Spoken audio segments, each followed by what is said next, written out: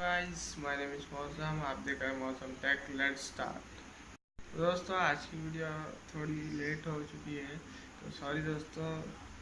तो दोस्तों, आज का जो पहला अपडेट है नोकिया 7.1 प्लस की तरफ से कुछ डिस्प्ले लीक्स सामने आए हैं। HMD ग्लोबल की तरफ से 4 अक्टूबर का इवेंट है।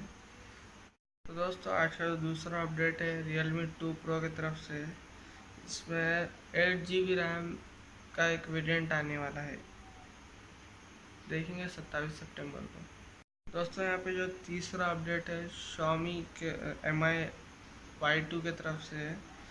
इसमें black variant and blue variant आए और सेल अमेज़ॉन पे कल से सेल रहेंगे 12 बजे, कल 12 बजे। और दोस्तों, आज का जो लास्ट अपडेट है वो भी Nokia 5.1 प्लस की तरफ से है।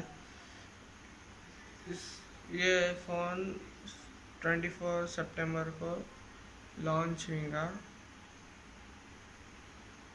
देखेंगे लॉन्च हुए बाद। और दोस्तों, इसमें P60 क्वाड कोर प्रोसेसर रहने वाला है, कैसे लीक्स आए देखेंगे।